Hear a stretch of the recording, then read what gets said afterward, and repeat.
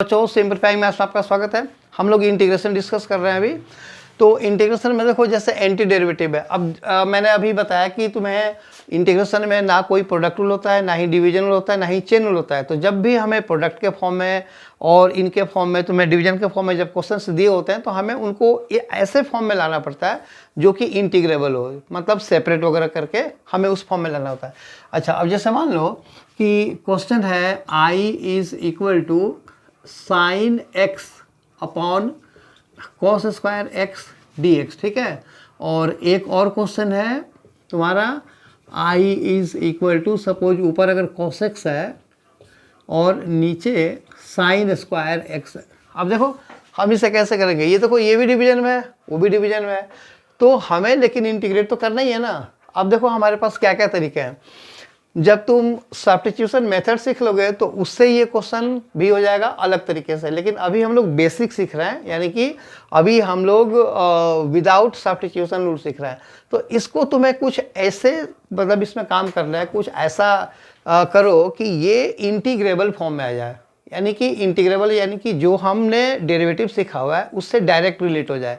तो direct relate का मतलब देखो मेरा ये बोलना है कि जैसे ये कॉस स्क्वायर है तो एक कॉस स्क्वायर एक्स में से एक कॉस एक्स को साइन एक्स के साथ मिला दो, और जो दूसरा कॉस एक्स है मैं लिख ही देता हूँ, ये लो sine x d x upon cos x into cos x. अब ये जो कॉस एक्स है ना, इसको तुम ऊपर लेकर के जाओ तो सेक एक्स हो जाएगा, और ये जो साइन बाई कॉस है वो टैन एक्स और डी एक्स, ठीक है ना। अब यही मैं बोल रहा था कि इसको ऐसे फॉर्म में लिखो कि ये इंटीग्रेबल हो जाए एंटी डेरिवेटिव के हिसाब से। यानी कि अगर किसी फंक्शन का डेरिवेटिव तुम्हें पता है तो उसका उल्टा कर दो तो इंटीग्रेशन हो जाएगा, यानी कि आंसर को इंटीग्रेट कर दो तो आ जाएगा। देखो तो integral of sec x tan x. अब तुम ये याद करो कि सेक एक्स टैन एक्स किसका डेरिवेटिव होता था। तुम्हें याद आएगा कि सेक एक्स का derivative sec x tan x होता है। तो अगर सेक एक्स का डेरिवेटिव ये होता है तो इसका इंटीग्रेशन क्या होगा, सेक एक्स होगा, मतलब एंटी डेरिवेटिव। तो इसका आंसर हो जाएगा सेक एक्स प्लस सी, समझे। ठीक उसी तरह से अगर तुम इसको करते हो, ये देखो तो ये हो जाएगा तुम्हारा, इसको भी तुम लिखो cos x d x by sine x into sine x, फिर लिखो एक साइन एक्स ऊपर जाएगा तो कोसेक एक्स हो जाएगा, फिर ये कॉट एक्स हो जाएगा।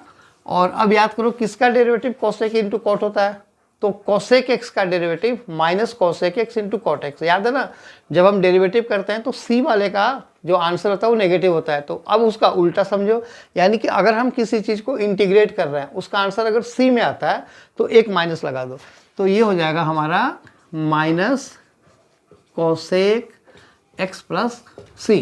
तो ये है हमारा, यानी कि कोई चीज़ दिया हुआ है उसको इंटीग्रेबल फॉर्म में चेंज करो, चाहे जैसे भी करो, ठीक है ना, सेपरेट वगैरह करो, कुछ भी करो। तो ये इसका आंसर ये वाला हो जाएगा, इसका आंसर ये वाला हो जाएगा। आई होप ये वीडियो समझ में आया। अगर आया तो इसे लाइक करो, शेयर करो, सब्सक्राइब जरूर करना। Thank you.